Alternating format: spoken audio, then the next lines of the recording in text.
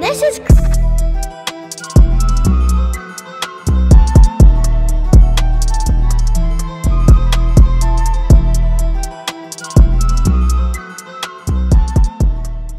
Hey guys, my name's Gavin and welcome back to a brand new video, and in today's video I'm going to be showing you guys how I do my drums. So yeah, I'm going to be showing you how I make them hit in a really simple, easy, and effective way in my opinion. It's going to be a pretty simple tutorial, nothing too crazy going on, but a lot of people really overlook the simple stuff, which is the most important stuff. So mixing, your master chain, neither of which have to be overly complicated. Follow me on Instagram at gavinhadley_.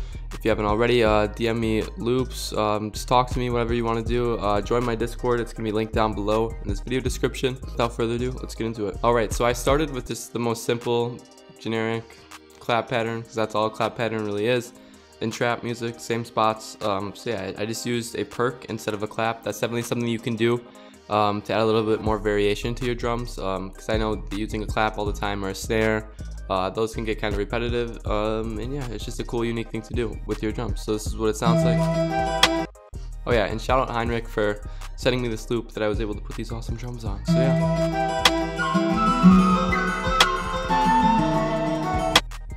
nothing crazy whatsoever.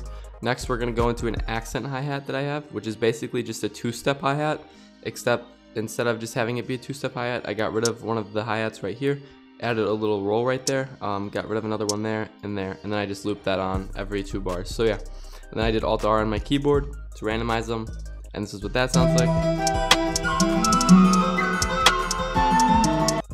So that just creates kind of a rhythm.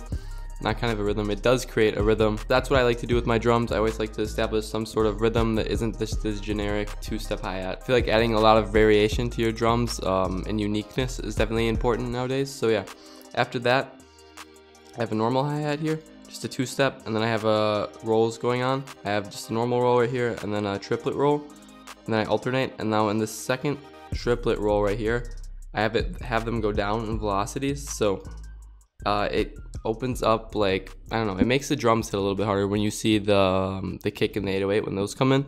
You'll see what I mean. But basically that's it. I just have the two playing at the same time. It's almost like a call and response. So like when that the main hi-hat, that has a little roll, and then the accent hi-hat also has one. So you'll hear it right here. So it's like almost like a call and response in your drums. So I'd like to just say use good quality sounds, but I've realized that the definition of a quality sound is not really, I don't know, it's pretty subjective. What I'm gonna say is use generic sounds. So that sounds kind of like what makes trap music is things like the Spins 808, the Zay 808, the Luger clap slap thingy, all of those kind of elements. I would say that to use different variations of those. So those sounds are good, but a lot of people have made different variations to them in the past, and they're continuing to do so. So I use variations like this 808 is a variation of the Zay 808.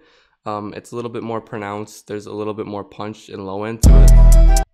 Sounds almost like the All Girls Are the Same 808, but I'm pretty sure it was like a variant of the Zay 808 at some point. So this is actually from Kyle Stenberger's drum kit, the Graphite drum kit, and I also recommend Pharaoh Vice's drum kits. Nick Mira's drum kits are good for more experimental sounds, and there are some classics in there like the Love 808, the All Girls Are the Same 808, and then in his newest drum kit he has a bunch of cool kicks and 808s as well, which most of his 808s are variants of the Zay 808 and other stuff like that, just with more distortion on them. So that's what I would recommend doing when you're picking sounds. This is what the 808 sounds like, just following the root notes, and I tried to keep it really simple, but at the same time I wanted it to not be boring, so that's what it sounds like.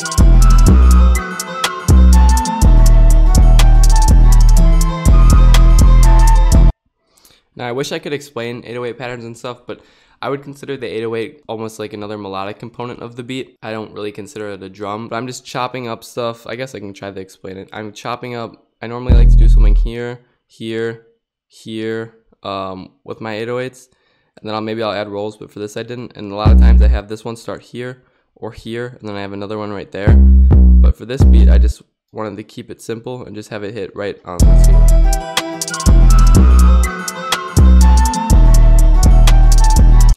notice how instead of just looping this, I added a little bit more variation. So I have what I was talking about. I have this note right there. It would normally be like that.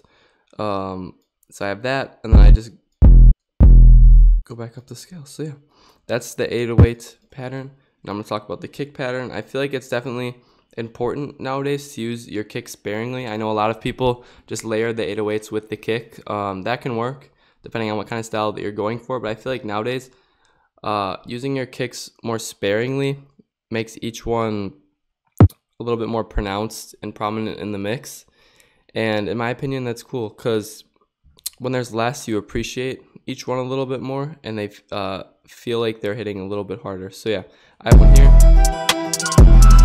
This might not be the best example for it, because I have this right here I'll talk about in a second, but for other types of beats, maybe consider what I just said. So yeah, here's this.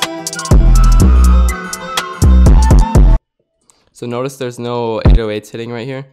This is something that I recently started doing. I picked it up from a couple of videos that I've been watching.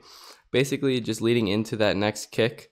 And there's no 808s playing here, so it's just a kick by itself. It definitely adds more variation to your drums. And this isn't really a new concept too. It's been all over trap music for so long, but I recently started doing it. And if you're not doing it, I recommend that you do it. So yeah, this is the 808 pattern, or the kick pattern. And yeah.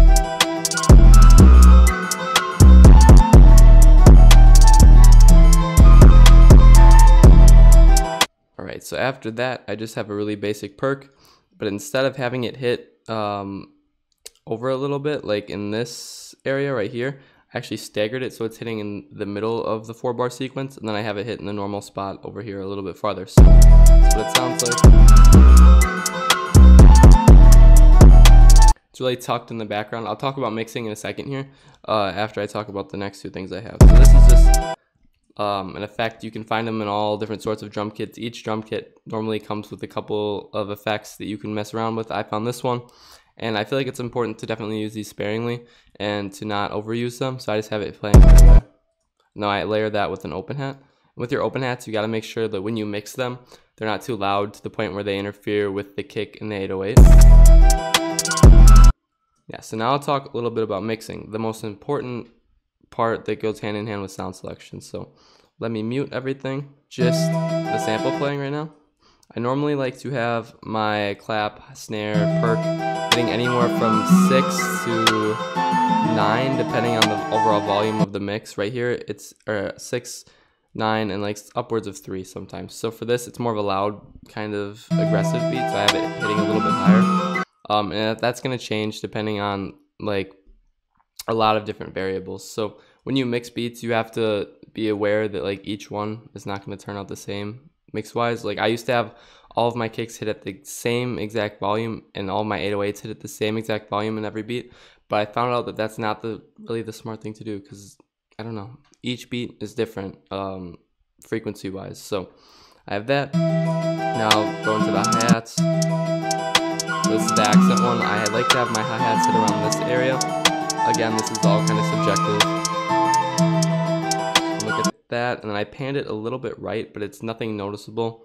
In my opinion, this is kind of just experimenting around, which is also another really important thing to do. So now I have this one hitting at about the same volume, so a tiny bit louder. Yeah, I panned it a little bit left too, to make room for the other one. I don't know. It kind of spaces out the hi-hats a little bit. Be careful when you do this. Don't do anything too crazy, because otherwise that could sound a little bit not pleasing to the ear. So after that, I have my 808. I like to have all my 808s hit right around 6, like I said, and then like 9, 3, all in that kind of range, like right around the same level as the clap. But then I will say with 808s, it's important that you do this for some 808 samples, not all of them, but what I've been doing lately in FL Studio 20 is clicking this little wrench knob here and then boosting it a little bit, not clipping it.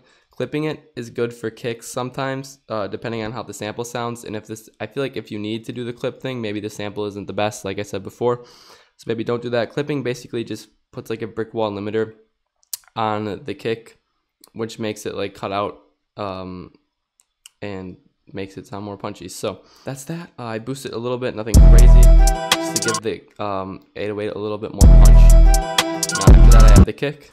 I like to have my kick go at 0 decibels or maybe even a little bit above, depending on the sound that I'm going for. And yeah, after that, just the open hat. I don't really have an intended volume for when I do my open hats. I just like to make sure that they're tucked and out of the way of the kick and 808 and aren't making like that initial drop too loud and harsh on your ears. So that's that. Now here's that background effect, but even lower than that. And that's really all I do. And you want to see what I do on my mixer channel? And I don't know, maybe I should save it for a different video. This is my mixing channel, a soft clipper.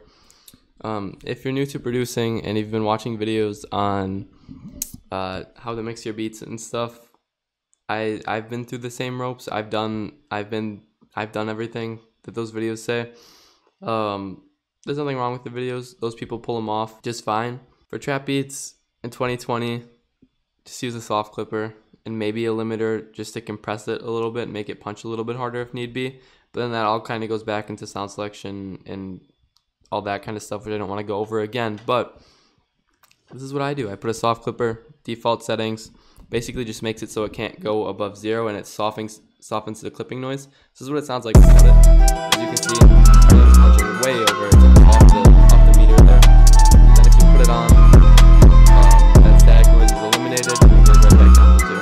And it sounds good. So yeah, that's basically how I mix my beats. I also have a perk here. I just like to tuck that. I normally have it a little bit lower in volume than the clap.